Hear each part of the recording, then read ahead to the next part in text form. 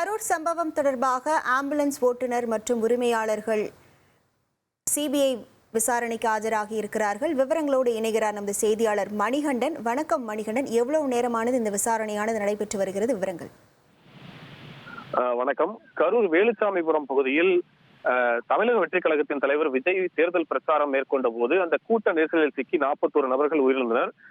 இது தொடர்பான வழக்கு சிபிஐ விசாரணைக்கு உச்சநீதிமன்றம் உத்தரவிட்டது. இதைத் தொடர்ந்து கடந்த மாதம் 17ஆம் தேதியிலிருந்து கரூரிலிருந்து சிபிஐ அதிகாரிகள் விசாரணையை தொடங்கி நடத்தி வருகின்றனர். குறிப்பாக கரூர் மாவட்ட ஆட்சியர் அலுவலகம் அருகே அமைந்துள்ள பொதுப்பணித்துறைக்கு சொந்தமான சுற்றுலா மாளிகையிலிருந்து அந்த சிபிஐ அலுவலகமானது செயல்பட்டு வருகிறது. இங்கு பல்வேறு நபர்களிடம் விசாரணை தொடர்ந்து நடைபெற்று வருகிறது. குறிப்பாக கடந்த ஒரு வாரமாக விசாரணை தீவிரமாக சென்று கொண்டிருக்கிறது.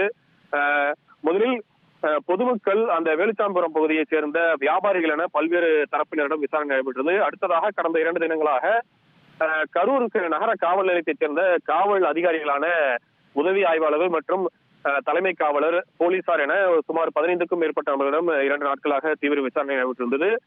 இந்த நிலையில் குறிப்பாக கரூர் விஜய் பிரச்சாரத்தின் போது முக்கிய கேள்வியாக எழுந்த அந்த ஆம்புலன்ஸ் விவகாரம் சம்பந்தமாக தற்போது இந்த ஆம்புலன்ஸ் ஓட்டுநர்களிடமும் உரிமையாளர்களும் தற்போது விசாரணை தொடங்கியுள்ளது.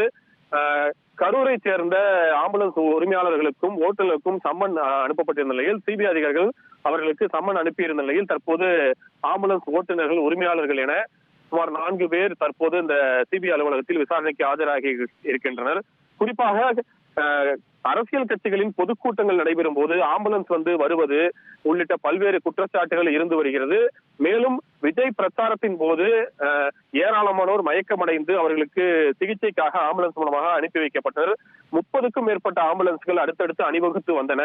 அந்த நேரத்தில் ஆம்புலன்ஸ் அதிகமாக வருவது ஒரு புகாராக எழுந்தது. மேலும் அதே நேரத்தில் தமிழக வெற்றி கழகத்தைச் சேர்ந்த கட்சியினரும் ஆம்புலன்ஸ் மீது தாக்குதல் நடத்தியதாகவும் குற்றச்சாட்டுகளும் இருந்து வரும் நிலையில் கரூர் சிபிஐ அலுவலகத்தில் தற்போது ஆம்புலன்ஸ் ஓட்டுநர்களும் உரிமையாளர்களும் ஆஜராகி இருப்பது, அவர்களிடம் சிபிஐ அதிகாரிகள் விசாரணை தொடங்கி இருப்பது முக்கியத்துவம் பெற்றுள்ளது. விவரங்களுக்கு நன்றி மணிகண்டன். உங்கள் தந்தி ஒன் தொலைக்காட்சியில் அண்ணாமலை தினமும் மதியம் 12 மணிக்கு காண தவறாதீர்கள்.